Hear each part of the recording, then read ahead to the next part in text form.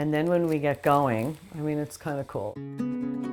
So here's our trusty needles. Shannon Crotty isn't your regular tattoo artist. Her work isn't meant to stand out. Often, it helps cover things up. So a lot of the people that I see outside of the cosmetic tattooing or permanent makeup are here for scar management, have gone through potentially very traumatic events in their lives. It's called paramedical tattooing.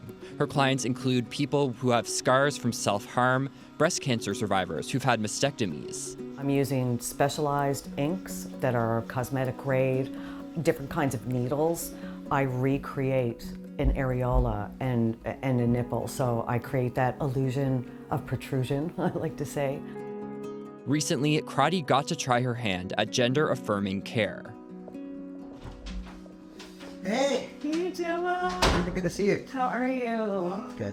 So we're just gonna have a little checkup today. Okay. Yeah?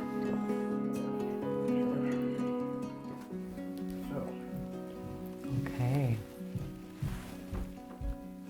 Amazing. Great. Yeah, that's healed beautifully, hasn't it? Yeah, absolutely. Yeah. Gemma Hickey is a Newfoundland and Labrador activist. They got top surgery in 2017 as part of their transition. So what happened in top surgery was that the surgeon actually removed my nipples and then resized them and put them back on my chest. And it was incredible, and they look great, but I wanted them touched up. Earlier this year, Hickey had their first tattoo session with Crotty. I've been through different things in my life and suffered some trauma, sexual abuse, of course, and that gets in the way, and sometimes in terms of having to deal with things and how you look at your body and this kind of thing. But when I looked at myself in the mirror, I just felt really, really good, and I felt like I was home. I used to hide a lot. Not wanting to go out with friends if I had a big pimple that would break out or anything like that. I would lie and say that I was sick, not feeling well, just so I wouldn't have to put my face out there. Jessica Burke grew up with cystic acne and wore heavy makeup every day to cover the scars.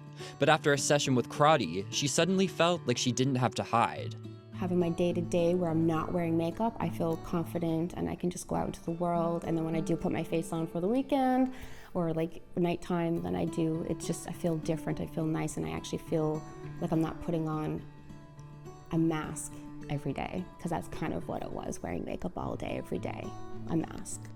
Sometimes it's different motions, so they're all different kind of techniques that are used, so very different maybe than your tattoo artist in a tattoo parlor, so to speak, versus this. It's a very different procedure, different process, different techniques. Crotty says she's just getting started and wants to spread the word. Hickey and Burke say paramedical tattoos change their lives, even if no one else sees them. It is so emotional, and to see someone have that reaction where they before felt so incomplete, or that part of them was literally gone.